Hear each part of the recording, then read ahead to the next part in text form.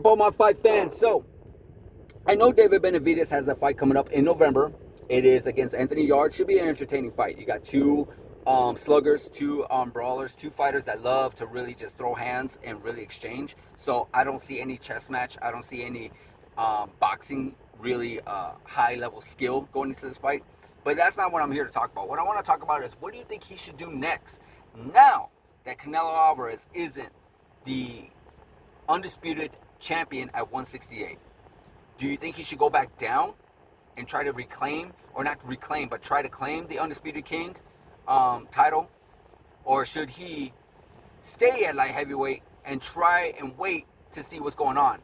Now, let's break it all down, because we know that Terence Crawford is now the undisputed king at 168 pounds. And Terence Crawford isn't really scared of nobody. Like, he'll take on anybody, anytime, anywhere. We all know that. He is a very, very, when it comes to fighting, he don't care.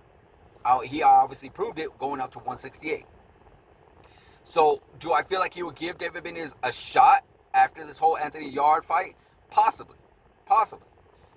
Now, at light heavyweight, you still got a little bit of a blockage, I guess you could say, where you got Dimitri Bivol and Artur Beterbiev, who are scheduled to fight each other, or not scheduled, but are supposed to fight each other, contracted to fight each other for a third time, because these two already fought each other twice. One going to Beterbiev, one going to Dimitri Bivol. I believe one was a draw. Excuse me, I'm drawing a blank on it right now at this second, guys. But nonetheless, I believe those guys are supposed to be fighting each other relatively soon. But Artur Beterbiev is on the undercard of the David Benavidez fight. And I think Dimitri Bivol is still recovering from a shoulder surgery or some type of surgery that he recently had. So I don't anticipate or seeing them fight each other for the Undisputed Championship for a while. Sometime, obviously, next year. And by the time David Benavidez gets a shot, it's going to probably be either summer or fall of 2026. So he really isn't going to get a real good shot at the light heavyweight crown for a while, because they two are already made it known that they don't want to fight him unless they have to. So what I'm saying is, I think David Benavidez, whether or not Terence Crawford stays at super middleweight, goes down and talks to Uncle Turkey Al-Sheikh, and Uncle Dana White, and says, hey, let me fight for that undisputed crown at 168. Forget about all these other number one contenders. Forget about all the government body fees of boxing. Let me be the number one contender in 168-pound crown.